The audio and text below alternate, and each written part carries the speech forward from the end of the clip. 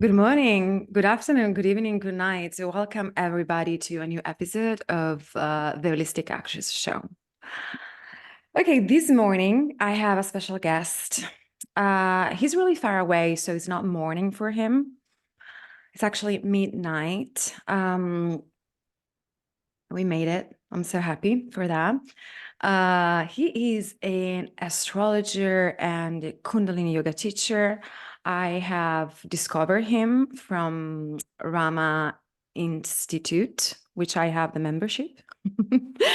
And so I follow his classes. And I mean, he's a very, very interesting person I wanted to have with us to speak about change and transformation. So welcome, Teg Prakash. Thank you. Thank you very much. It's a pleasure to be here. I'm always interested to reach out and find these different people who have found me. It's a very strange thing. How strange. How strange that people now can meet up through technology and social media, especially people from the spiritual world.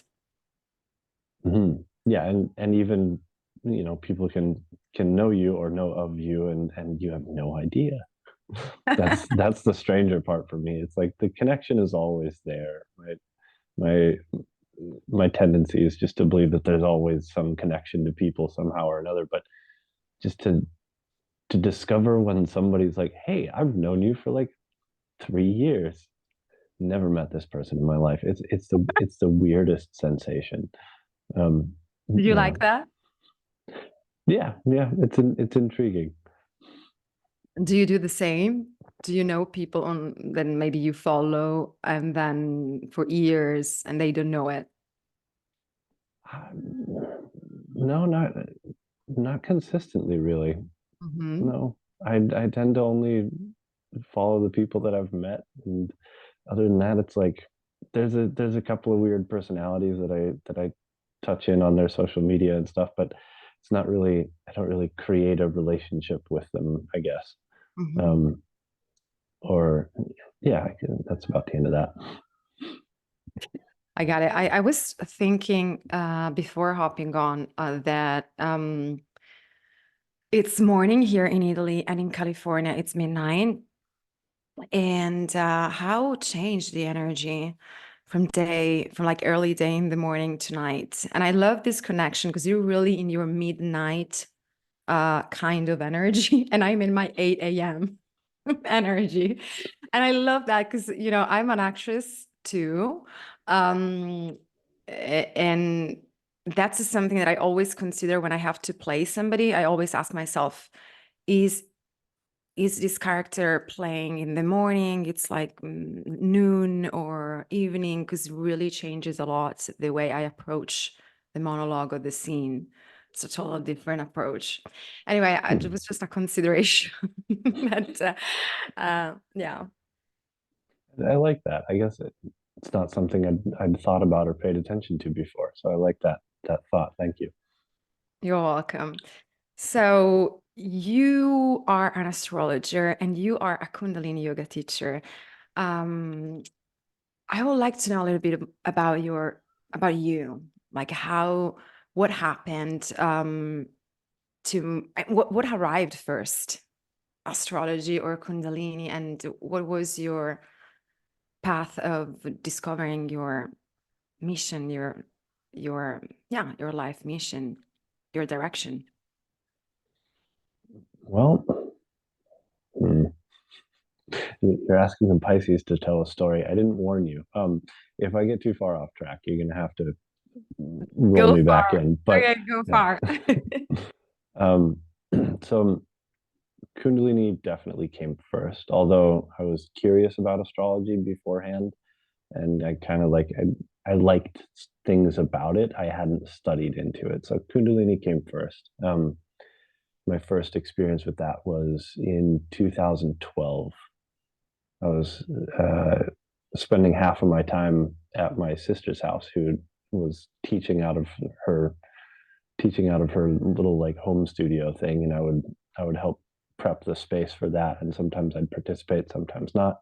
And it was kind of like um, occasional practice from then until um, 2017, when I would travel back and forth from California to home, and basically only practice when in California. So 2017, I ended up moving here, came on vacation, never left, um, and have been practicing consistently since then. And in that space, in that place of practice, because I was immersed in it, like every day I was there, and it's just everybody and their dog is like an astrologer to some extent or another. So uh, it's hard not to get into. I was always curious about it, but never got into it. And then suddenly I'm surrounded by people who are like, they're speaking to each other in the language of astrology, or they're at least playing with it and putting it into conversation. So it was very easy for me to just kind of latch on to that. And when it really took hold was when I was traveling in India with myself and this whole other group of people that uh, were on a trip that Rama had put together. I was sitting in the back of one of the buses when we were moving between places, and beside me was this woman named Linnea, who is more or less, not in any formal sense because she wouldn't accept it, but more or less my astrology teacher, like the person who really like got me into it, introduced me to different avenues of exploring it, and has just continually fed me different pieces of information and avenues to look into. So I'm like hanging out in the back of the bus, and we're like talking about astrology, and we're just learning about astrology because she was still always like avidly studying it. So we're both just back there putzing around with it, and then from then it just never left me. I just kept learning and kept building and kept digging into it, and it's just this infinite source of entertainment and exploration. Like I'm never going to run out of it, that's for sure, and that's exactly like what I need in something to grab onto. Otherwise, if I can master something in a year or a decade or I don't know, a week, it's like at some point it becomes disinteresting. And there's astrological implications to that, but we'll just stick with it's my nature. Yeah. Yeah. Also, you're a projector. So your nature is definitely to guide and teach people. And I can feel that within you strongly because I'm a generator and I look for projectors because I need guidance and direction. Please give me a box. I will Yes. fill the box with things. Exactly. So how do you think that Kundalini and astrology changed you? Like on what you can really consider something that um that's been like you really felt like thank you Kundalini, thank you astrology, because I thank for you. I'm changing. I guess that I guess the Kundalini astrology is a big life-changing encounter. Mm, I mean, it's been for me with Kundalini, and I'm not a disciplined student, but I do my best. But I can say that really changed me, really deeply, um, really deeply helped me in a very difficult time of my life. mm.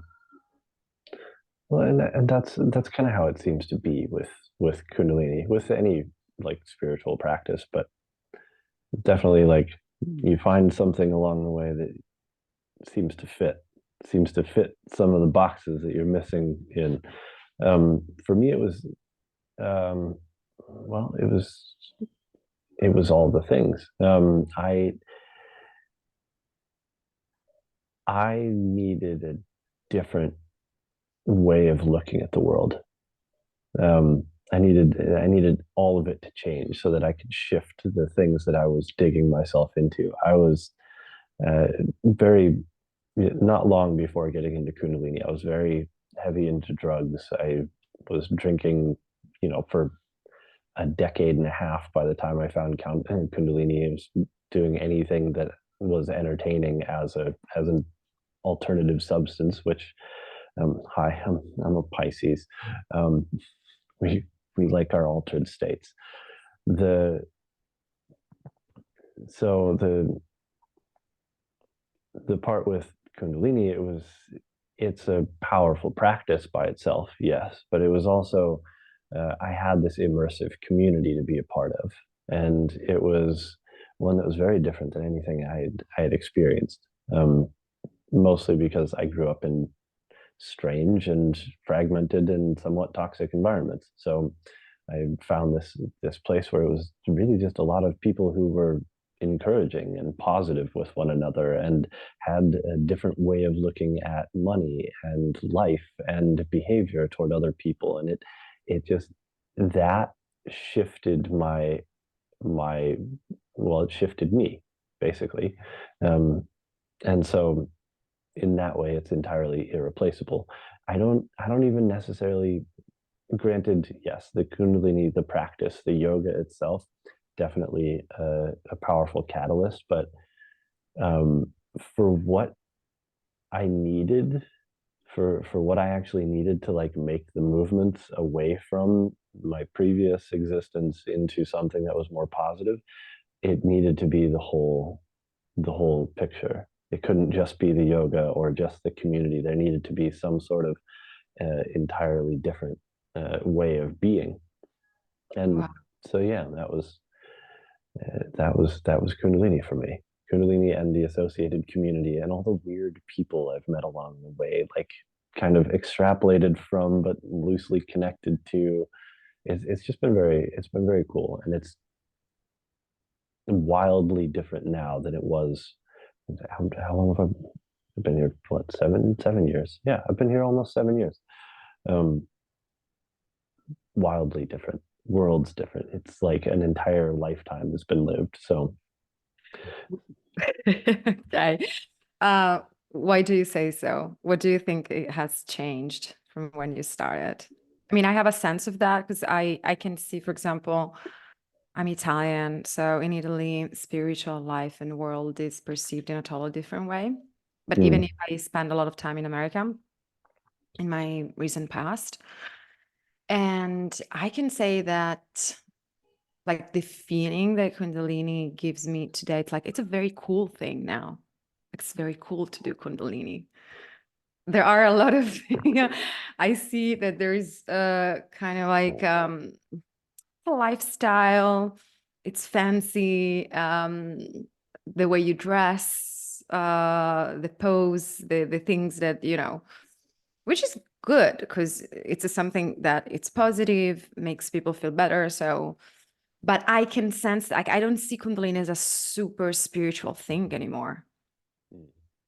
I don't know if you meant that when you said it's so much different from 7 years ago, but um, everything about my existence is drastically different from 7 years ago.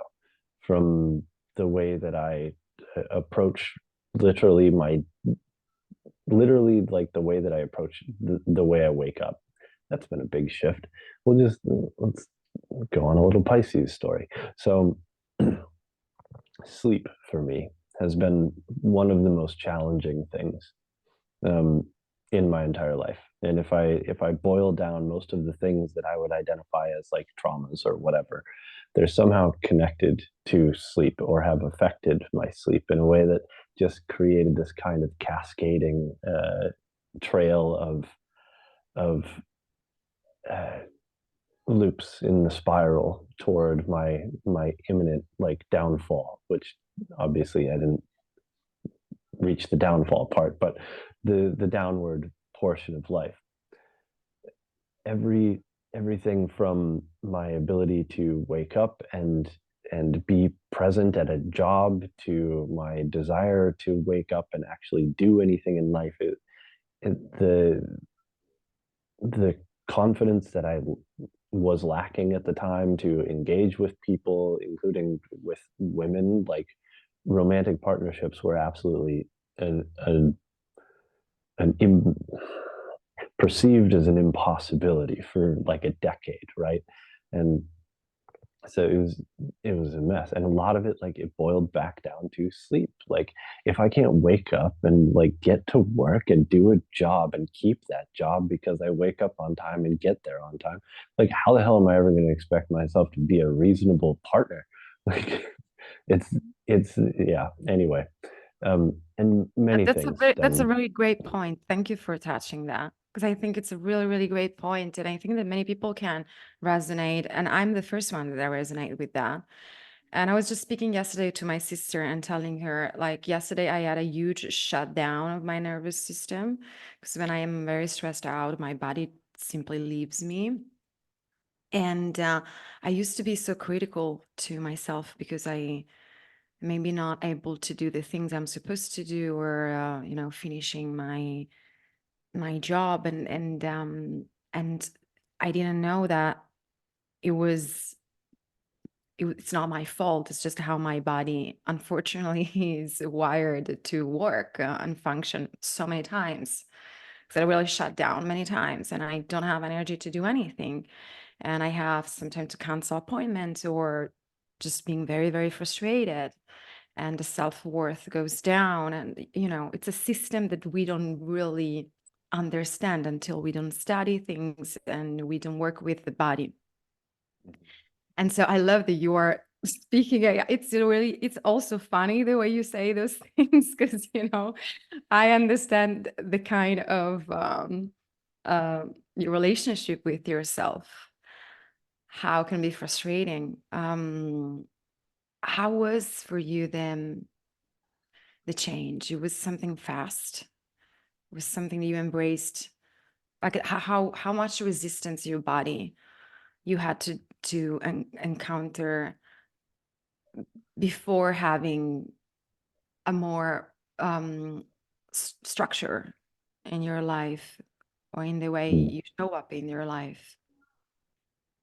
well, I am. I still see a lot of road ahead, but um, it's been a very gradual process, but it was definitely like very early on. I was like, this is the environment that I need. This is the language that I need. This is the practice that I need, so that I can keep moving forward with this, because it was something that it didn't work for me. It wasn't working. Whatever I was doing wasn't working anymore.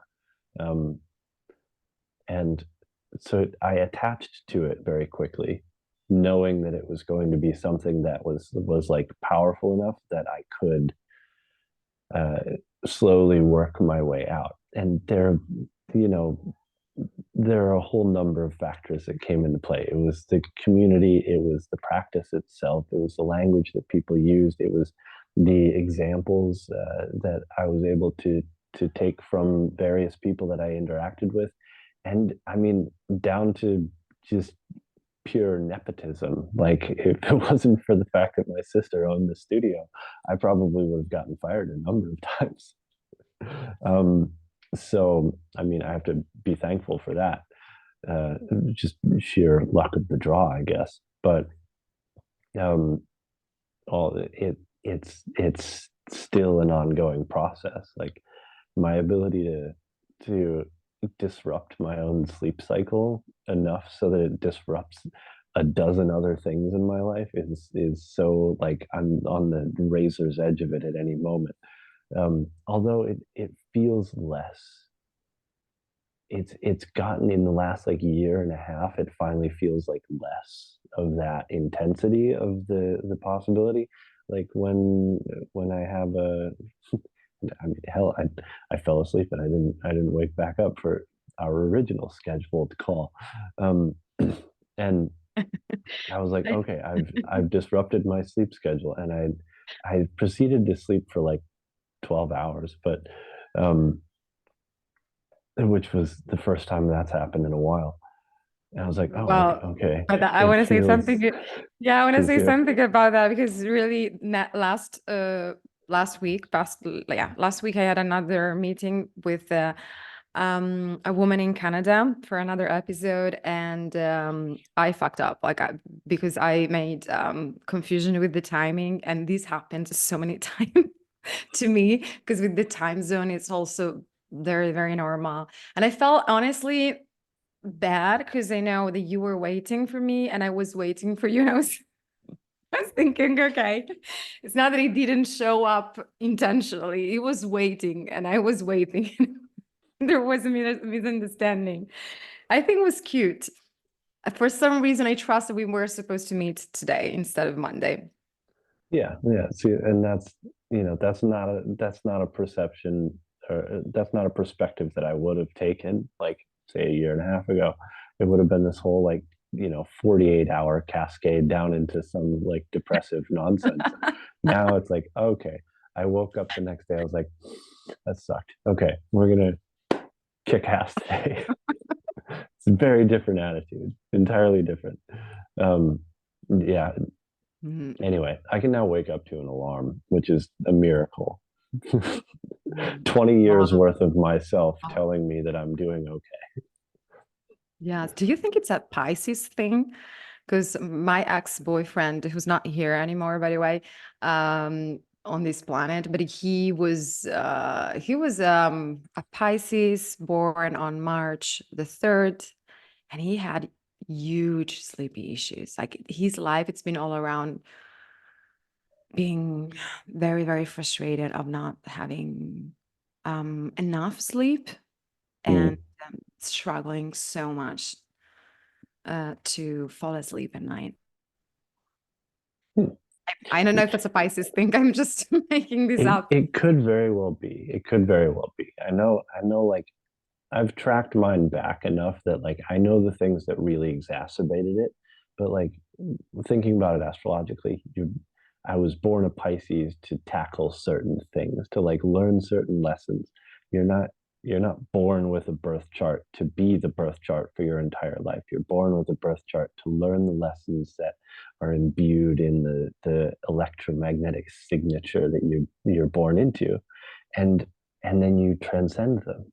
You you escape. This is actually something that intrigues me about Kundalini yoga. So Yogi Bhajan talked about two things separately. He never, I haven't found anywhere that he's actually talked about these in the same place, but he talks about the attribution of the zodiac to the ribs. So you have 12 and 12, or 12 and 11 if you're a male. Uh, but the 12 ribs are associated with the 12 signs of the zodiac. And also he talks about the dungeon of the rib cage, right? The dungeon of the rib cage. You're born to escape the dungeon of the rib cage, which is this thing that's holding your heart, your true self. Uh, in some captivity is a strong word, but he says dungeon, so it seems like captivity is the right word. Anyway, so I look at astrology as like this set of things that like, okay, I came here to learn lessons of a Pisces sun, someone who is through their personality and their expression moving through the Pisces realm in the most light way possible, the most like elevated way possible. And through that, I move past the limitations and the darknesses and the stagnancy of Pisces. And every other planet with every other sign and all the different attributions, they all add up to an infinitely nuanced human being. But basically, you are not your zodiac. You showed up here with a reason, something to move past, or something to move through, or a certain set of tools to push through one particular thing. And that's just that. But that, But yeah, sleepy Pisces vibes is definitely a thing. okay. Okay, it's good to know because I was thinking also another friend that I have is a Pisces of March 3rd too, and he had got sleepy issues as well. So makes sense. It It, tracks. It definitely tracks. The yeah. dreamland is either entirely overindulged or entirely sought after. It's very Pisces indeed. I feel really a relief of hearing that we are not supposed to be we're not meant to our. I feel also as a human design reader, I feel that's the first thing that I tell people and clients I do readings to. Like I always open the session by saying, take anything you want to take and leave out everything that you don't resonate with. Because I don't like to see human design as an imposition or an obligation. And many people afterwards, after the session, they feel, oh, I don't like this thing about me. I feel, I don't like my type. There's some level sometimes people get really excited about that, or sometimes they really get frustrated, depressed. Like I don't want to be a projector. I have ego energy. I do have ego energy. I have ambition. I have motivation. And 65% of the world, we don't have ego energy. So, but for me, when I learned that I didn't have ego energy, I was really upset because I was like, I do. I do really, I'm here to prove myself. Especially as an actress, I'm here to Mm, prove myself. But then I really realized that first and foremost, I looked at the things in a deeper on a deeper way, which is something that people sometimes don't do. And I I don't want to look at any form of guidance, science, a system as a way of feeling trapped, but just a way like how can I expand? How can I find my value, my talents? How can I valorize myself based on my chart? good So word. yes, and like as a Mm. Cancer, people like, oh, you love family. No, I don't love family. I'm not a family type. You're a Cancer. You must be a mom. I'm not a mother. So, but I'm a Cancer. you know yes, it's true, very sensitive, extremely sensitive, lunatic, many things resonate with me. But then there is also the moon and the raising, which it's another thing people don't know. So um to come back to the astrology, but also in connection to Kundalini, because you were talking about transcendence, right? Mm. Um, what do you think? How do you think we can create this transcendence? How do you think are um, if there's any element that we can find, maybe thanks to those instruments, maybe inside of us that we can use to find this transcendence?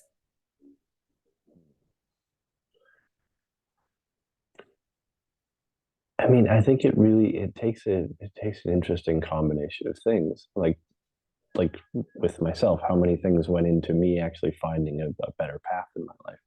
Um, but in terms of Kundalini yoga and astrology, like offering that to people in a way that they can actually receive it, that's the first part. It's like learning how to translate things so that people are willing to accept them. This is something uh, I was going back and forth with somebody on the the differences um, between religions. It was a very brief conversation, but ultimately, what it came down to was uh, something about the only real difference between these different theologies and spiritual practices and different paths is language, and that's pretty much it. Language and the traumas that the people experience inside of those systems, because the traumas are the things that lock them into the system or lock them out of the system. And when those are addressed, when things are worked with in a way that people start to loosen their grip on one belief or another, then they start to allow different language to take part in their own conversation and in the way that they listen to other people, and it starts to connect people in a very important way. It's like the differences between uh, Judaism, Christianity, and Islam are very few, but the languages between them are entirely different. And it's really it's a hard one to reconcile in a day, but like with a little bit of listening and careful deliberation and a really acute sense of what something means to someone when you say it to them, that's the thing that actually gets to people. So that's my whole endeavor, is like learning how to translate what I'm looking at in a way that the person in front of me can understand. So I'm not like I'm an astrologer, yes, but I mean, I'm not, by the measure of other astrologers that are like they're like good astrologers, and that's really what they're good at. It's like I'm good. I'm a good astrologer, but I'm not like good astrologer. You know, I'm not like one of these people that I aspire to be. Where where I find my greatest talent is learning very quickly what people understand things as, and being able to translate what I'm looking at so that they understand it better. So with any luck, what I'm offering to people is no, with any luck, what people are getting from what I'm offering is closer to 100% than if I'm just like babbling on about like, oh well, these things mean this and those things are possibly going to point to that, and like, oh, we've got some things over here, watch out for these particular energies. It's like I figure out how to translate that information to people so that it actually does something for them. And Kundalini is an applicable tool, like a set of tools. It's like where astrology gives the information and the guidance, Kundalini is the application. It's like, how do I actually apply this and embody this so that I can kind of take in all of this in a way that is more beneficial leading forward, which, you know, it's a dynamic process. You got to figure out what you actually want to do and what you're willing to do, and you know how much time you have in a day or a week or a month or whatever, and then it's up to the person. But I mean, that was a Pisces. I don't know if I answered your question. I think you did. I think you Okay, did, cool. brilliantly. Thank you. Great. And also, I think that wow, it's good to have this level of awareness on specifically how you can well, yes, what you are good at, you know, what you're good at doing, where there is what's natural for you, basically. And I think that in today in this world, the communication, I mean, maybe communication is not the right term, because you really were speaking about something in a more extended way, like translating, finding the right language for people to apply bigger teachings and bigger bigger teaching. So I think that communication is really important. Like I'm studying communication a lot, um, because not everybody has this capacity of knowing how to deliver things to the world. Because people, maybe there's a lack of listening. People don't listen that much. They are not open to receive, as you were saying. Receiving is such a big part of finding, letting transcendence coming to you. And also, yeah, so I was really captured by your speech. But and also another thing that it's really, really curious for me, for a man like you, spiritual man. Can I define you this way? Sure. Okay. Um, so you were mentioning and speaking about trauma and emotions, and for example, I have done some shamanic training in my past, and I studied those 4 bodies. I know that in Kundalini, do you have 9 bodies, right? Or 10 bodies? I don't know, 10 bodies, right? And I loved how shamans from this category of shamans. I don't know how to call them, but anyway, those teachings were all about creating separation between the physical body, the serpent, the jaguar, the trauma, the stories, the emotions, the hummingbird. So the spiritual side, the teachings, the gifts, and the eagle. So the unmanifested, the impossible becoming possible eventually, but maybe not. And that really helped me to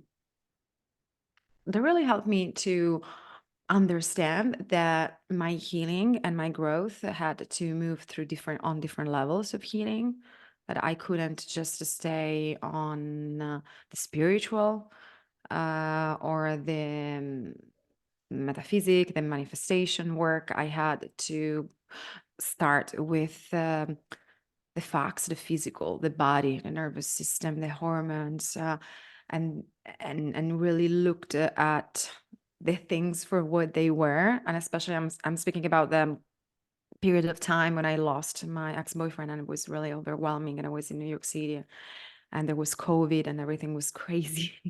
And so I really couldn't hold into any kind of spirituality. I really had to stay with the uncomfortability of looking at the truth of what was going on, and then moving and allowing my body to really have stories and trauma coming and emotions that I couldn't really control. And so I see that many people, they want to skip this part. Like they really want to go just directly to the teachings and to the gifts and to the spiritual and to the positive side of the world, and they really don't want to stay with the body. And that was me, is a big part. And I have to say, I really feel triggered so many times by maybe yoga teachers who are all love and light, and you gotta think positive and don't think about it. uh, really gets me upset. Also, I'm a somatic practitioner, so I know the importance. Like, I'm really obsessed with the body. So what's your relationship with that, with the trauma, with the emotions, and what do you think about the process of taking the time of really staying with your trauma, with your emotions, without having to directly bypass everything and going to the transcendence, the enlightenment? Hmm. Well, as as a lover of altered states, it's always been a very tempting avenue to just flutter off into the ethers. Um, but no, it's again, I attribute this to the language of the community that I find myself in.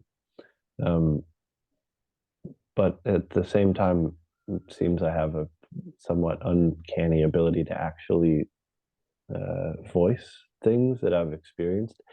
Um, I think a lot of the journey has been getting from being able to voice my experiences to actually being able to feel them.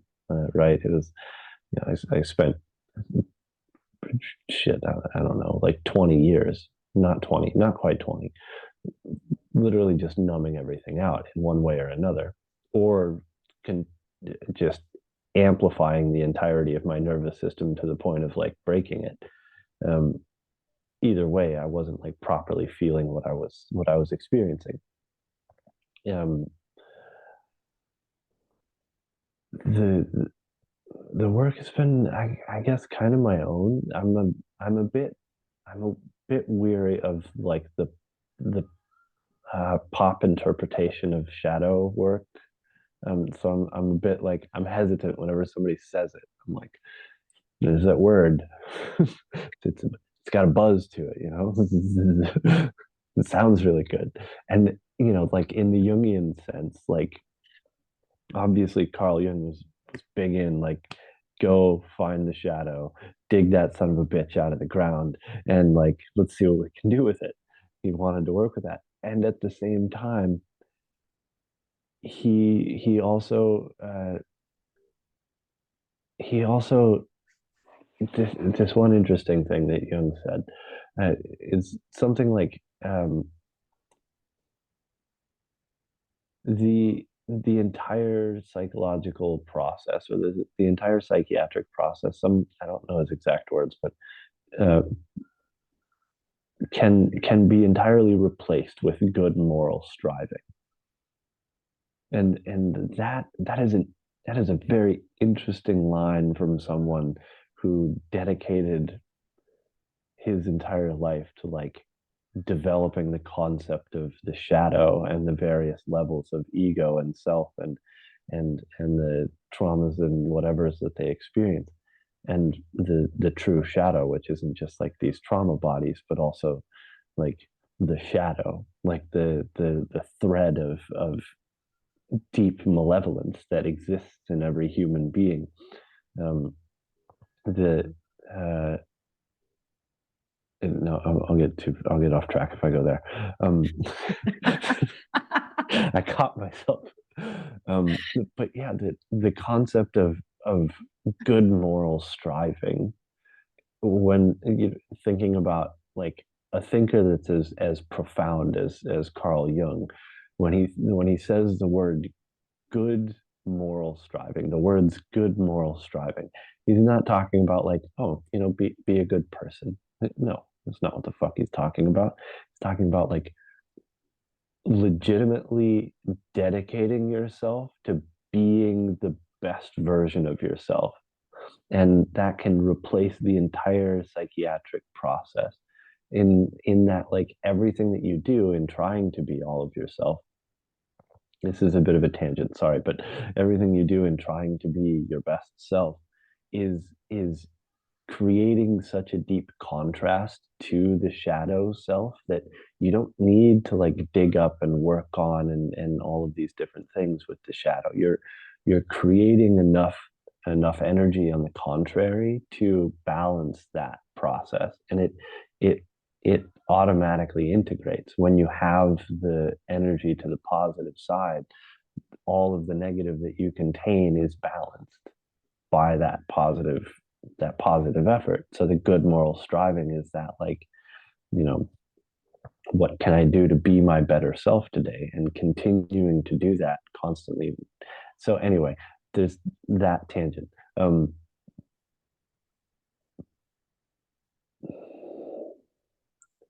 There are a lot of weird and convoluted ways that people approach trauma, and most of them are garbage. There are a few that seem to be really good, and ultimately it's the ones that are mostly vague in their approach. Not in their approach, they're precise in their approach, but vague in the sense that they're not like, you know, although a lot of the people that do the work facilitate this in a very particular way, that they allow for the movement of the energy without particularizing it, because like you have a memory, you have an experience that you had, and then that creates an emotion, and that sticks in you. If you don't process it out, it sticks in you, and that emotion is the thing that needs to move. And then like we feel the emotion move, and then we're like, ah, something happened, and then we're like, gotta talk about it, and then you talk about it, and then emotion sits right back down where it came from in a lot of cases. Like obviously speaking about things is cathartic. It can be revealing and releasing of things, but at the same time a lot of people get stuck on that part. they get stuck on the part where it's like, I felt something, I need to talk about it. I felt something, I need to talk about it. And they just like, they're like reliving the same daddy trauma with every somatic breath workshop they do. And it's incredible that they're doing the work, some work. I hope it leads somewhere, but all too often I see it leading back to the workshop. So, and it's the same with like people who overindulge in plant medicines, and they go to festivals and they numb out and they say they went to ceremony there, so it was therapeutic. Yeah. So there's a lot of different ways. I'm I yeah, no, I'm not afraid of being judgmental. I'm a bit judgmental about it. It's good. I mean, we're talking about shadows, so why not? Like we are judgmental. I think it's part of the human being nature to be judgmental. Sometimes it's just having an opinion that you believe in with a lot of passion. Hmm. I promote that. I think everybody who has, I mean, you must have your own reason to have your passionate opinion about it and your experience. I mean, that's how it actually, um, that's how I see all the work. I also come from the artistic world, the acting world. I have been traumatized so many times because of the method acting, the method of Lee Strasberg, and I mean it's the method. Al Pacino, Marilyn Streep, like, you need to go deep down into your trauma. If you want to have a good performance, that's what you have to do. And I think that that's what basically all of the people who really have the courage to expose something in the world, from painting to singing to writing, and we have to go into those dark sides and learning how to share those things because we love to do it, not because somebody, like, we love to do it. There is some level of masochism on being an artist.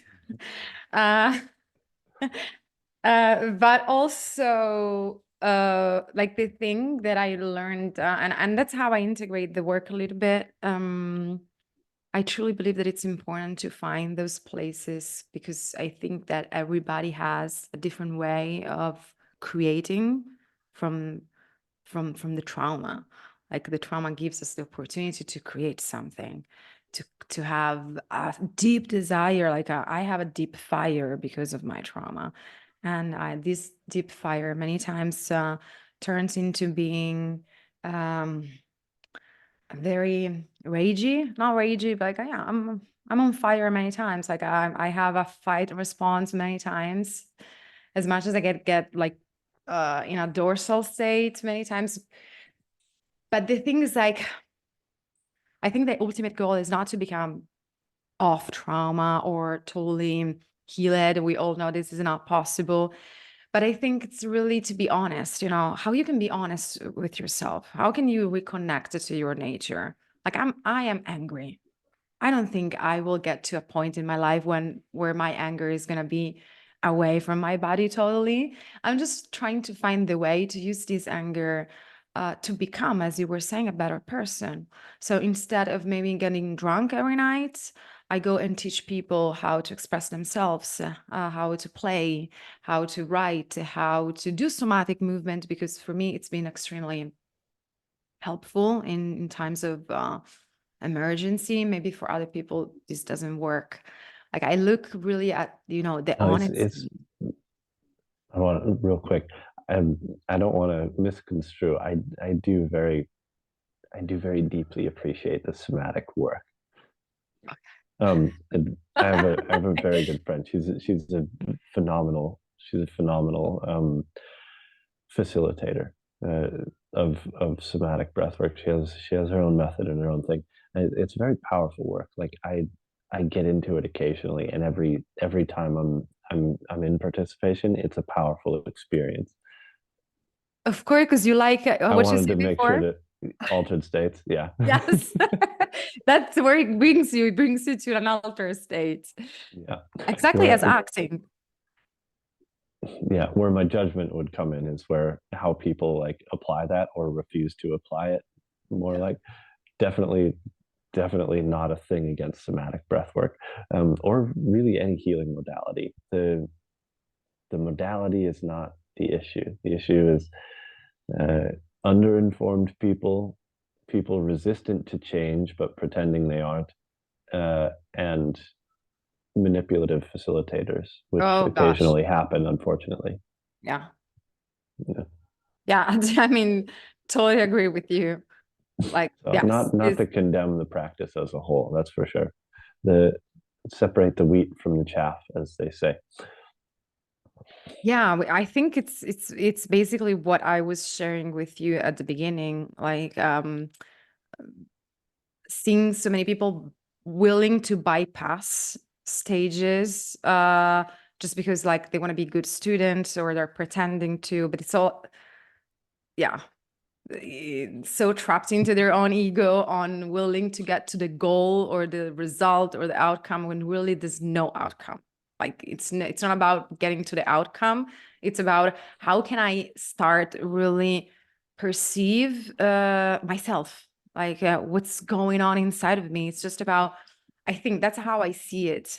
That's how I see the work. Um, the work, and I think that a lot of pieces like Kundalini helped me so much to really feel, having a daily practice that can keep me in touch with my nervous system, with my body, with having self-awareness, and finding sometimes fastest ways to shift my energy and feel better.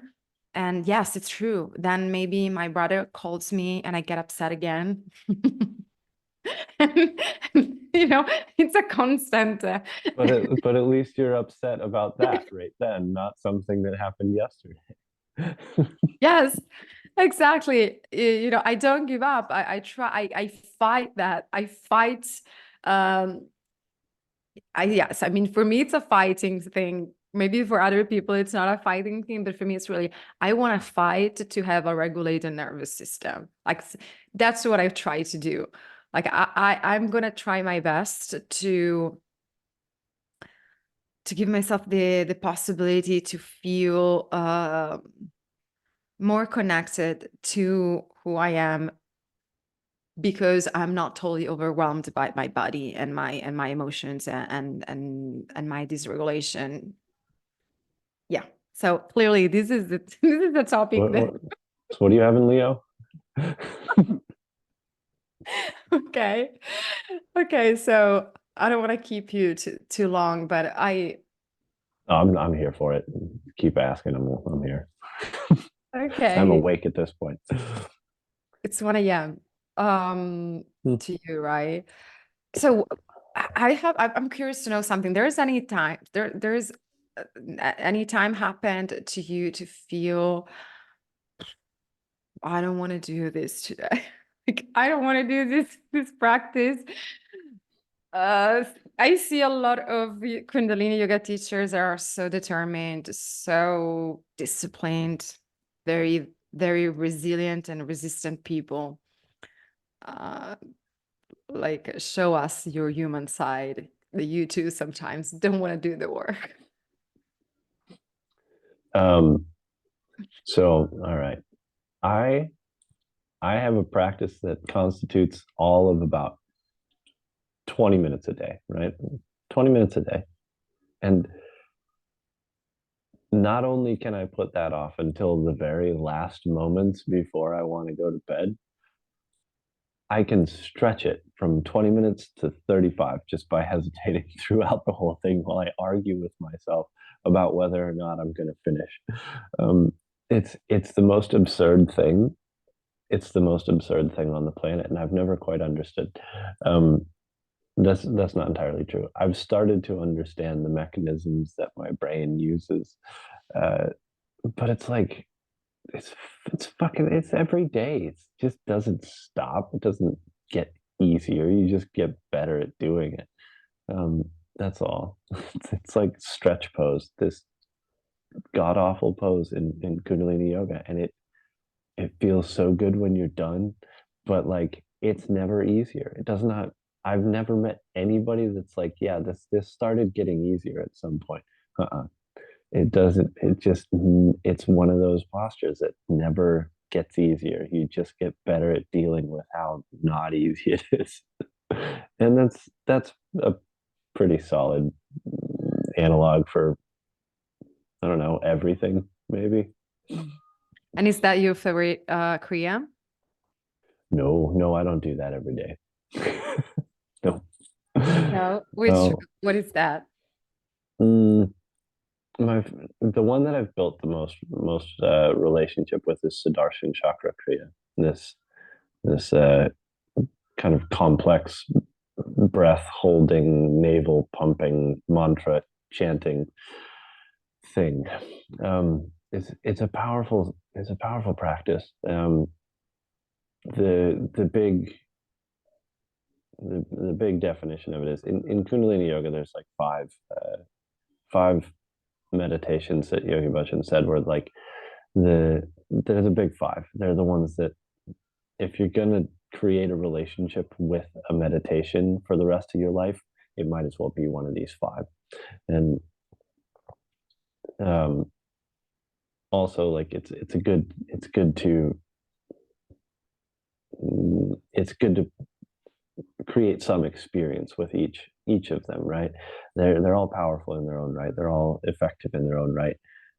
Sudarshan Chakra Kriya is particularly said to affect the the brain and to help it repair from drug and chemical damage.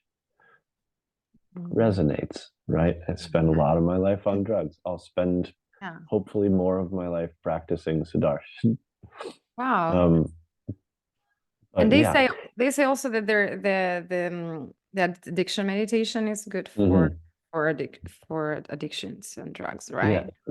yeah, definitely for all habitual behaviors, which we don't necessarily realize how much we habituate, but as soon as it is habituated, like we automate it.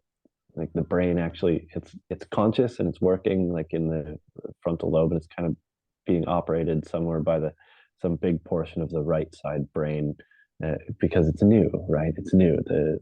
The unsure or unexplored, and then it kind of in its activity as we learn something, it is less mixed between the left and right. It migrates more into the left brain, the more like logical, methodical brain, and then over time it slowly migrates back. And like something that we started learning and took X amount of energy and this much of your brain and was all the way in like the front, like the frontal cortex of the brain, fully conscious, is now like all the way in the back of the brain in the hippocampus. Is that the Um, one?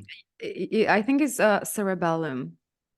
Yeah, that's the one. The little brain, Yeah. cerebellum.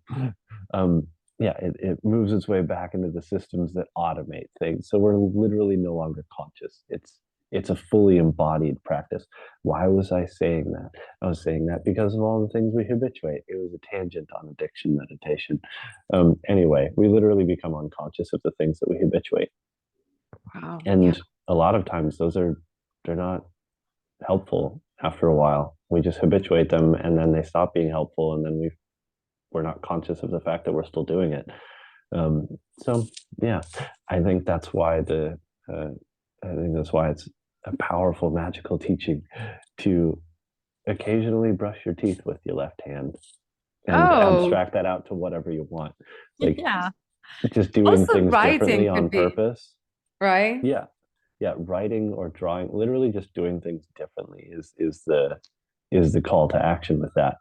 So even though like I do the same meditation every day, I try to make sure I'm also doing things different every day, a little bit of something different.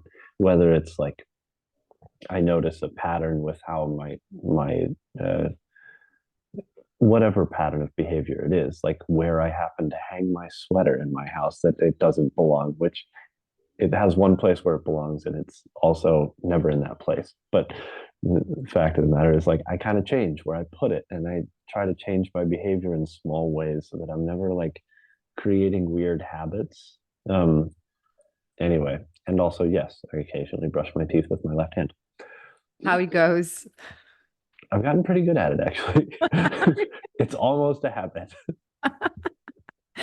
Okay, this is good. I remember that the first thing that I decided, like when I decided to start changing my brain and challenging myself, I decided to start with something that was challenging for me actually, but like a small habit for like 1 month at the beginning, and it was like flossing my teeth every day. Mm. And it was very, very challenging because like at first 10 days, I was excited and I was doing with excitement. I was sharing on my social media. I'm flossing the teeth every Let me day. floss my teeth. Get it? And then, yeah, then really got frustrating afterwards because it's really frustrating to do that like every night before going to sleep. Um, Even though the sensation is amazing afterwards, but then like the day 22, 23, it was terrible. And I had to like that's what I do. Like sometimes what do I do for myself when I love myself? When I want to show love to myself, I floss my teeth because this is Mm. an act of love.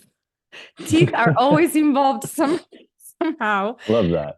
Uh, you were saying that the seduction meditation is one of the five most important kriyas, right? What are the Right. other four, if we Mm. can know?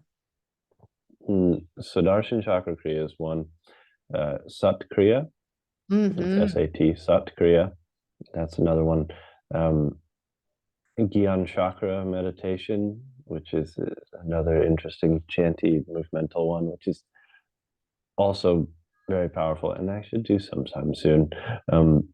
I forget about it, and then it comes back into my head when it needs to. So here it is. So we got Sudarshan, Sat Kriya, Gyan Chakra, um, Sudarshan. No, not Sudarshan. Oh boy, what is it called? It's okay. If it comes, it I comes. genuinely can't remember the other two at the Yeah, it's moment. okay. It's There's 1 a.m. Trishula. That's one of them. Trishula. Um, it's a lightning kriya. So Trishula is this blue lightning bolt from. I think in the mythology it's from Shiva. It's from the mythology of Shiva. Trishula is like the lightning bolt that he casts down to destroy an enemy or something like that. But anyway, Trishula, and the fifth one is too far away for me to even try at the moment. It's in there somewhere, but Okay, no problem. Um, money and Kundalini. So for one period of my Kundalini, like I started Kundalini 1 year and a half ago, and when I discovered heart meditation, I um I started doing heart meditation every day, every day, every day, and it was amazing because like the first 40 days of that kriya, literally I had incredible new incomes coming easily to me. And then because I associated the Kriya and the work with the money, I think I don't know what happened, but I got a little obsessed with this Kriya, and I think I was becoming a little bit overindulged. It didn't work out anymore. So, so what do you have to suggest me about all of the kriyas around money and abundance, financial abundance, how to approach them to really make them um yeah, not only a shortcut to get obsessed with making more money and embracing also um yeah, the meaning of the practice. hmm. So there are a lot of practices that are like it's like you're gonna make money, and I love that. I appreciate that, and I also think that it's a very subtle it's a very subtle kind of practice. There's a lot of nuance to it, and when you're thinking about like, oh, why is this meditation doing what it's doing? One, when you start thinking that, you're probably going to either intellectualize it into oblivion or you're going to lose track of your desire to do it somehow or another. And some there's something to be said for just doing it. The the ritual, like in this day and age, the fact that we've lost touch with the ritual is it, it's a it's a travesty, honestly. Like we don't have the same kinds of rituals that connected us to certain things. So even like small rituals like doing a meditation, that is, you have the intention when moving into this meditation that it is going to provide the correct frequency for cash flow. Maybe it doesn't give you cash on your table, but that frequency is also associated with 1,000 other things in your life. Maybe it just creates enough energy for you to do that one thing that you put off that actually moves the needle a little bit. Or maybe it creates a different mindset that gives you the ability to approach things in a different way. So you're not putting things off, or you're maybe thinking of new opportunities. It's not just about, like, again, the result. It's not always about the result. It's about how you get there. So that I think a lot of these like prosperity kriyas and practices within Kundalini yoga and within a lot of systems, like they're not they're not limited to the result. And I think people get hung up on the result part of it and not what it creates in between here and there. First and foremost, it creates discipline. It's like if you can do the thing and keep doing the thing, there is, especially in a world where like so many children are being raised in single parent homes, whether it's single mother or single father, like by and large, they're much less disciplined because they have one less parent to actually like keep up with them and give them the discipline necessary to move into the world in a powerful way. So like giving people a small ritual that they can get into, that like they're motivated to do because it's associated with money and everyone's fucking prosperity obsessed, whether it's the spiritual community or not. It's like you give them a ritual, you give them a purpose for the ritual, and let them dig into it. Like suddenly, you know, 6 months have gone by and everything around them has changed. Not necessarily because like this thing changes the, universal field. I'm big into learning how to. I'm big into the concept of changing the like esoteric language a little bit. Like not because it's inaccurate, but because it's so abstract and so etheric. It's like there are also ways to explain all of this in not necessarily like scientific terms, but in terms that make sense in like the three-dimensional world. And I think a lot of the disconnect between three-dimensional and otherwise is, again, just language. It's like, oh, that's some like woo-woo shit over there that I don't want to deal with, or I can't touch, or I'm not actually connected to the fairy realm, so I can't play in my garden like a 3-year-old. But whatever it is, like there's a language barrier. That's all. It's just a language barrier. So, This is right. so powerful. I Like went on a it's tangent again. really oh my God, yeah. And I can tell you because I come from Europe, and I can see how teachings that I have learned from America and from the yes, the spiritual world, the Eastern world, they just need to be delivered in a way. I mean, I think that this is a good question because sometimes the ego doesn't want to change things the way they are, and so we don't want to change the way. But like I always think about what's my objective. Like my objective is to make people know things that have helped me probably, and they can maybe help them as them they can help them too maybe. And so how can I do that? So for Italians, for example, you cannot talk about things that are too complicated. You don't have to talk about spirituality. You have to make things easy for them to have access to them, to try them, and to experiment them without having like it's language, it's the right language. Of course, without pleasing others, because I mean, I cannot please everybody and make things easy for them, but but finding the way that can even with human design, it's like how can I deliver human design a way that people can use it in everyday life, for business, for relationship, not like looking at it as a system that it's so massive and complicated and it's something spiritual and different. No, and I just make it really, really simple so they don't get confused or judgmental, because judgment is always around the corner. So I have a curiosity about astrology for you. So what are your favorite zodiac signs, if you have? Scorpio. Scorpio. Do you have Scorpio in your trilogy? I I do. I've my moon is in Scorpio. Um, so I'm a Pisces Sun, Scorpio moon. Um, so it's it's there. This is like the whole conversation is basically played out in a way that is the result of my moon, right? In many ways. Um, Moon in Scorpio, and it's in the same. It's very close with the planet Pluto in my chart in Scorpio. And Pluto is the soul, and the moon is ultimately the heart and the way that the human feels. So it's like these two layers of below external identity.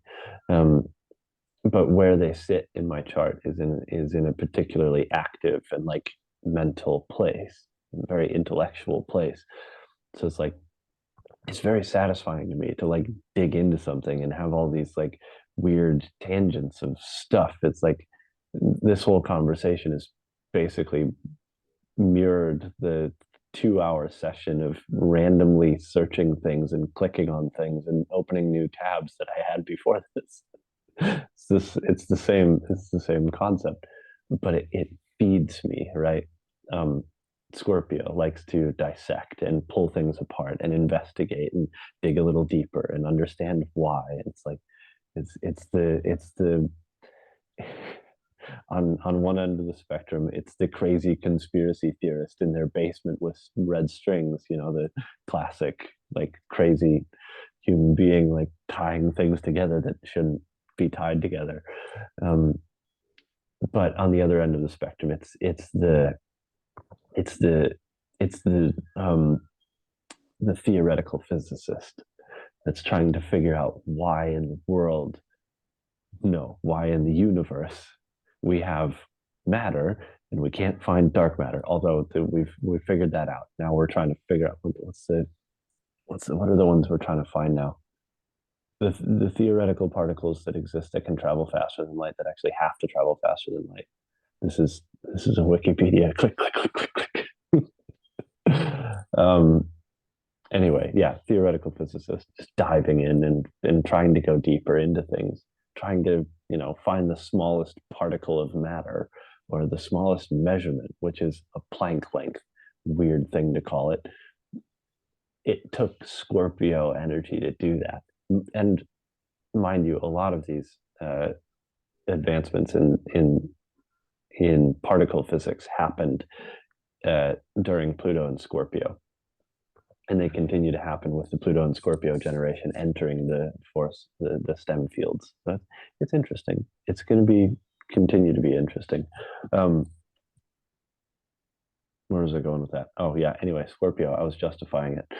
I love Scorpio. I love the energy. I like that end of it. I love the luscious engagement in the taboo and the strange and the occult, all of the things that are hidden that are supposed to be like somewhere just below the surface, behind that closed door over there, or maybe door number two. Like what's on the other side? Nobody knows. Scorpio wants to know, or Scorpio already knows, and Mm, it's just like it's that desire to dig into anything, whether it's a particle or it's an outfit. Doesn't matter. It's like to dig into what's underneath. Wow. It's a Scorpio power. So And what's the difference to have like the Scorpio in the moon or having it in the sun or as a rising sign? So like what's the like for example, I discovered I have Sagittarius in my moon, hmm. but I have no idea what's the difference between having Sagittarius in my sun. So if you know if you have a very if you have a basic idea of hopefully a basic positive idea of each of the signs, the difference between the sun, the moon, and the rising, in one way it can be explained in very few words, and it can be expanded on. So the sun is I am, the moon is I feel, and the rising is I show. So you what you are or who you are Okay. is the sun, and how you feel is the moon, and what you show to other people or how you show up in the world is that rising sign. It's also like the internal or the external projection, uh, the internal expression, the and the mask, right? It's yeah, yeah. Who you Yeah. are, how you The feel, public what you persona. show. The public persona, precisely. That's Yeah. how we call it in acting, the public persona. Oh, that's good to know. That's really good to know. I'm gonna ask you the last two questions. That those are standard questions that I ask to all my guests, and I don't know if you know what is it a point of crisis in acting, but there is this time of when in the story, the character, like I love acting because acting is all about change and transformation. It's a journey of the character changes from the beginning to the end, and that there is a Mhm. point usually it's in the middle of the plot where the character has this point of crisis. It's called the no turning back point. So something happens in the life of the character, and it may be an event. It's maybe something external, it's maybe something internal, but the character cannot come back to the past version of themselves. So I always use this example of Al Pacino in The Godfather when he goes to Queens and he goes to kill the people who tried to kill his father, that is actually in the hospital. And for all the first part of the movie, he was a military. He didn't want to become a godfather. He was judging his father. He was the good guy. And but when they tried to kill Marlon Brando, he knew that that was the not turning back point. Like I mean, the Mm. not turning back point was literally him on the cab entering the restaurant because he would have killed for the first time. And from that moment on, he would have been a criminal and the godfather then. So we all have that moment in life, something that happens to us. The literally, it's the no turning back point. From that moment on, we'll never go back. Mm. What's your turning back point? There have been so many. um, the one that's the one that's most relevant to this whole conversation and this whole epoch of my life, I suppose. Um, 2017, I was I was just visiting. Like I came, like I said, I came to California on vacation. Beforehand, I worked on fishing boats in Alaska, and I got done with that. I had money. I was bored and needed a break, and so I drove across the country and came here. Um, I spent an extended period of time and all of my money, and at some point, I was called by. Now this was the same day. And the same day, two things happened. I was called by this woman named Sue, who was a dispatcher for the company that I worked with, or worked for rather, up in Alaska. And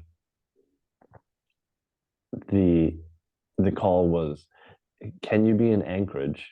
It was Anchorage, Alaska. Meanwhile, I'm in Southern California. "Can you be in Anchorage in 18 hours?" I said, "No, Sue. we can think about this, but I told you I needed more time, right? I needed more time than, a bigger lead time. So there was that. She called. I'm thinking about it because I'm out of money, and I'm not making money down here at this point. I'm just engaged and enjoying the community and being helpful in all of that. And the same day, actually earlier in the day, but I say it second because it seems the right one to put second. I was asked by my sister if I wanted to go to Hawaii.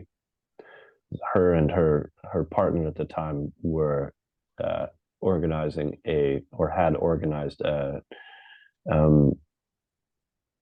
what was the terminology they used for it? A yogic sexuality retreat. Oh, nice. Um, yeah. So she being Kundalini yoga, him being a men's work and tantra practitioner, various things. Um, the so anyway, it was like Sue offers me a good amount of money to show up in Alaska where it's cold and it's beautiful, but I'm going to spend all of my time on a boat out in the ocean and just like rocking and swaying and eating food made by some drug addict in the kitchen because every cook is a drug addict. Um, and just being around nothing but like angry men, which they're funny as hell. Like literally the funniest people on the planet work on fishing boats in Alaska, or they just work in terrible conditions in general. You have to have a certain attitude to do it, which I have the attitude. I'm little, but I have the attitude necessary for that. Um, so still, you've got that angry, hilarious men, good amounts of money, shitty working conditions. Um, Hawaii, paid trip, yogic sexuality retreat. Mm. I'm That sorry, I have to take some time to decide. So anyway, Sue got told no, okay. and I've been here ever since. And how was the sexuality retreat? Um, Transformative in ways that are still unfolding, actually, Oh, yeah. and are definitely still relevant.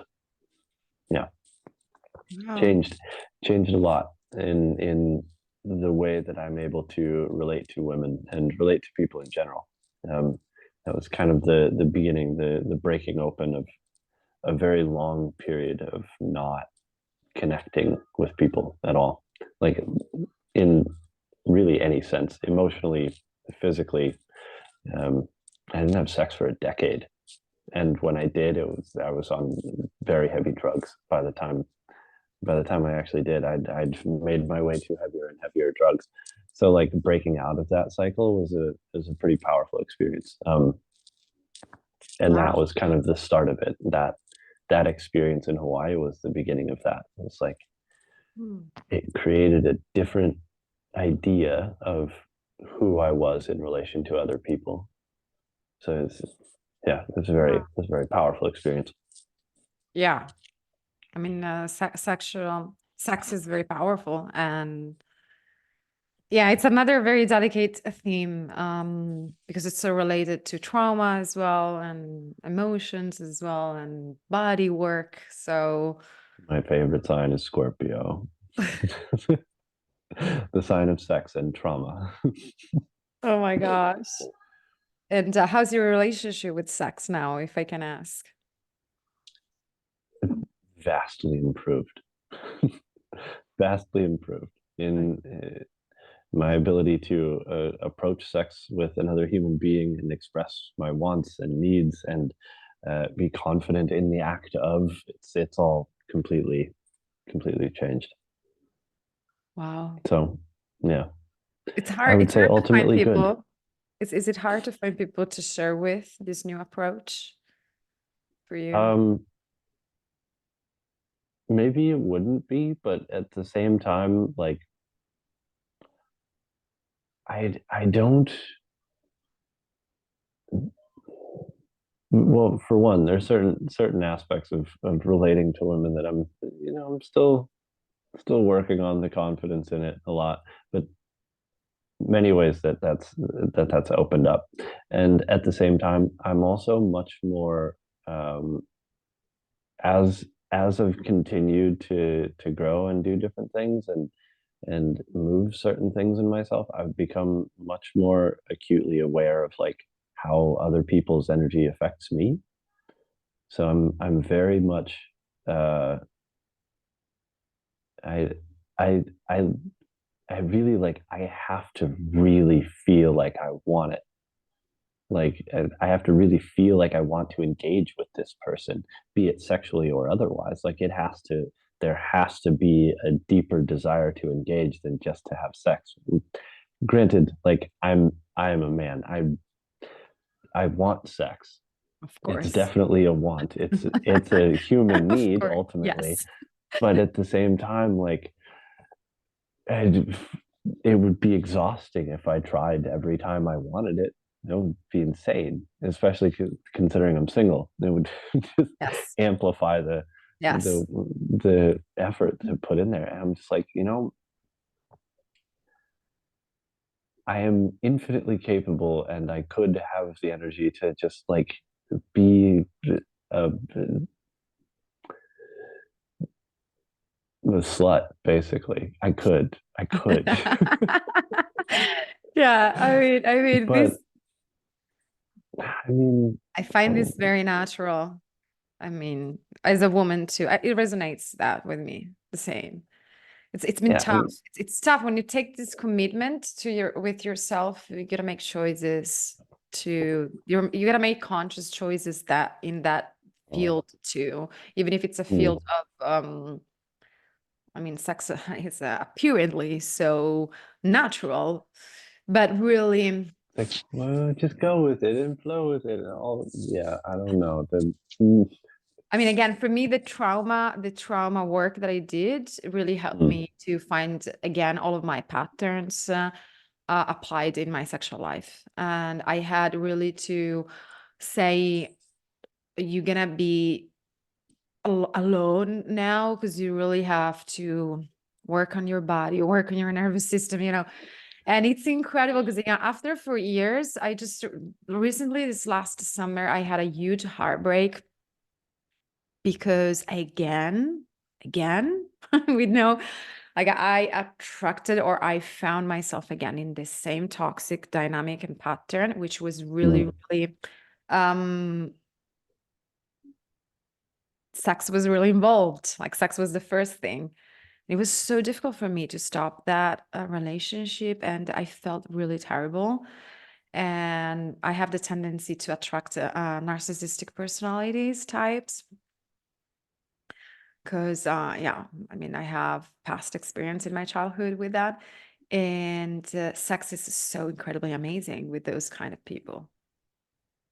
So every time in my past I had to, like, I didn't know that amazing sex is necessarily something unhealthy. I didn't know that. I had to learn it on my skin, so now I'm really careful before when I feel this this incredible chemical attraction. I ask myself the right question. I check in the body, um yeah, but yeah, it's hard. Yeah, So the balancing. We're very tricky creatures. It's like, hmm, gorgeous, and then very quickly we go from that to, oh yeah, we that could be something like a relationship. Back up. yeah, Back the fuck up. yes. You Oh my went from gosh. here to I can trick myself into believing something else Yeah, very quickly. I see myself in front of the altar. That happened in my past so many times. I'm gonna get married soon. I met him last week, but I already see myself in front of the altar with the rings. Mm-hmm. Yeah, I don't know if it, well, I'm a Pisces. I can dream up any scenario very quickly, but uh, I, really, this was a pattern that I figured out that I don't know if it definitely didn't stem from like my childhood directly. Maybe there were some different parts about it, but um, it might have just been an adult adaptation to, you know, bounce away from or to the opposite end of what I was as a teenager. I could I could have a physical attraction to someone and like enough human chemistry and enough sexual attraction to get into a relationship and then be in that relationship very quickly and kind of just run with it because the flow, just go with the flow. Right. It's like maybe this is right, and each interaction of that sort, granted there were not many, but each interaction of that sort since I've been in California has been progressively more positive and more revealing. But it's sure as hell wasn't on accident. It's like every time I'm like, so I'm more careful each time about like how I move into it. It's like, am I getting into this because I want a relationship? Am I getting into this because I am sexually attracted to this human being? And it's um yeah, and it really, that careful discernment takes a lot of energy. So Yeah. so yeah, I limit my uh I moved from one relationship to another relationship and then to a third relationship very quickly. And one was bad, bad, terrible balance, but it was a necessary first step in my re-entering the realm of human relationships. The second one, much better at the beginning. And then like 2 years in, I was realizing it could have been a 6 month relationship. Um, and then a month later, I was with someone else and like moving in, and I was with her for 5 months, and that was immensely better than round two. Um, but that was the first one where I was actually in the process of the relationship being a good relationship. I was actually coming to terms with and learning how to say, I was wrong about what I thought I wanted from this. And what a potent and unfortunate thing to have to like tell another person. It's like I deluded myself into thinking I wanted a real relationship here when it was an intrigue or uh not an intrigue. It was more than that, but it's you get what I mean. When Yes. it wasn't, it was like I allowed myself to quickly produce this like, oh, this is a good feeling, this is something that I want to keep happening, I want to keep rolling with this. And each one is like more motivating for me to like actually be like a good partner and a good man and all of this and that. And then it's like fucking a few months in, I'm like, the fuck have I done? Yeah. But no, it's and each has been better. Basically I've had like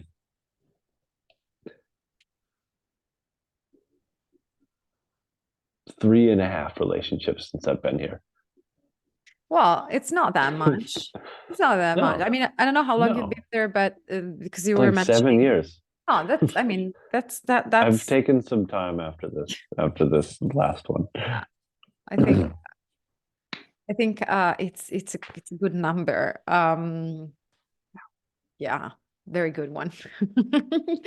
But anyway, clearly it's not about the number. I think it's more realizing how many projections we do project on relationships that we are not aware of so many times. Mhm. And again, I think this is really part of I'm getting to know myself deeper. It gets more complicated when there is somebody else involved, honestly, because we get better in our personal development individually. We really get to great points in our lives, but Hey, when that's it is, that's why relationship is the highest yoga. It's like soon as sex is involved, oh, everything comes out. And it's it, you know it's a it's uncanny. Like every issue that you have, every trauma that you've dealt with, every like weird little thing in your psyche, it shows, it like comes right to the surface when you get into the bedroom. Mm. Like when you're naked with somebody, you're naked with somebody, and it's an entirely different ball game. And that's, I mean, honestly, that's why human beings, it, we're built this way for a reason. It's like we're supposed to have a partner, and whether that's like a long-term partner or a, a series of good and beneficial partners throughout life, whatever it might be. It's like we're meant to partner with someone in a way that like really reveals more to us than we've been able to dig up on our own. But some of the shit has to be done on your own. Yeah, Yeah, definitely. it's a tough Question number two. one. Right. Good I tangent. actually I actually have the last one, which is my favorite one.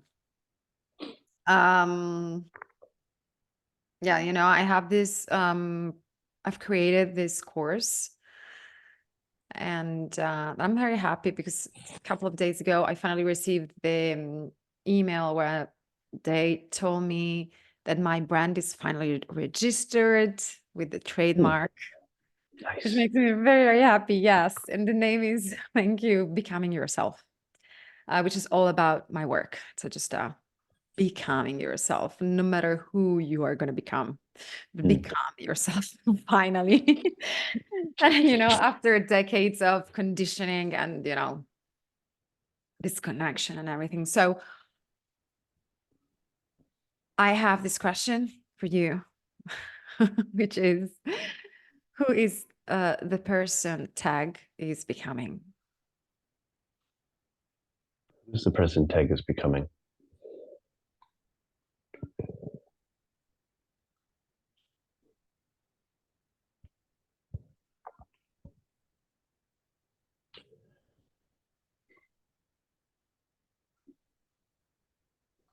You know,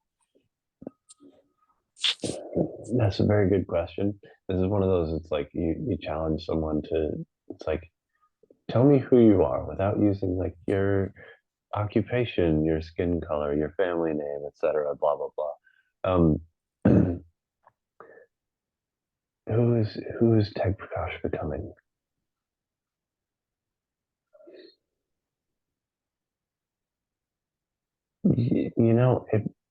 I can put it really simply, and it sounds like in my head, it sounds so fucking cheeseball and whatever. A good man. Mm. That's who Teg Prakash is becoming. Whatever that means, whatever it leads to, that's all. It's really the core of what I'm trying to do and be. So it's that. Yes, such a simple question. Sometimes it doesn't take too many explanations. A good man, which can really, I mean, can be anything. And based on what you have shared today, I think we got a lot of your taste and shades. So thank you very much for showing up today and sharing and giving so much to my show. I really, really appreciate it. Stay with me, don't go. I just closed the episode. And of course, people can find you on Instagram if you do private readings of Yes. astrology. Yeah. Instagram at Teg Prakash, website tegprakash.com, all of that. The website's we'll say underdeveloped, but we're playing with it. Yeah, yeah, they are always underdeveloped. I think Always, yeah. And then I think yeah. You can also catch, I do lunar day astrology reports for Rama TV. So the new moon and full moon of each lunar cycle, I do a Oh, quick, sometimes very tangential um, uh, talk about the lunar day and what the energy has to offer, and that also pops up afterwards on my Spotify and YouTube and other places. But you want to catch it live, it's always there on Rama TV for free. So oh, that's great. I didn't know that. surprise. Surprise. And also, of course, your classes on Rama TV. Yes, yeah. A few times a week, Mondays, Tuesdays, Thursdays. I do an astrology and Kundalini class Mondays, specifically the 11 o'clock class, obviously Pacific time. Uh, but that I kind of fuse the two practices, a little bit about astrology and then a class that's built around the energy that's available already. So the kind of prevailing planetary nonsense. Yeah. That's a little bit of your vision, right? To bring both them together. Yeah, definitely. Yeah, definitely. It just seems to work better for me. It's like if I'm practicing, I've got my daily practice, but if I'm like if I'm like winged out or there's something going on that like I don't quite have a handle on, I'm like, okay, let's take a breath, let's figure out what the body needs and check the astrology. It's like, okay, we got some big shift coming on that's affecting me in a certain way. And what can I do to kind of take advantage of it? Because there's always something to be taken advantage of. I don't like to I do my best not to think of it as like a curative nonsense. I'm not like we're not trying to fix fucking anything. Like the world is fine. Everything about the energy of the world is fantastic. You just have to figure out how to take advantage of it. So Wow. taking advantage of what's here. That's the goal with the astrology and the Kundalini yoga. I love to hear that, especially because recently we don't hear that. We don't hear those things that much. We hear that the world is fucked up, that there's everything that needs to change, that there's a lot of suffering. COVID ruined everything. And so I love to hear there's nothing to fix, and we just have to learn how to take advantage of what we have already. Hmm. Yeah, counter fuck, there's all things that things the Virgo in me wants to fix things all the time. So it's hard to like really dive into that there's nothing to fix notion, but it's a powerful one. When you just need to fucking move forward, you need to move forward. You don't need to fix anything. You just need to go. So it's a good perspective to have once in a while. Beautiful. I like this one. I like to close this with this one. So thank you again. And Hmm. yeah, all your informations are going to be uploaded on YouTube and Spotify and Apple podcast. Yes. And, thank you everybody who have listened to this episode. I'm sure you're many because astrology is so cool. And I gotta say, Teg is so cool. So I appreciate your presence and I see you to the next episode of the Holistic Actions Show. See ya. Thank you. Thank you.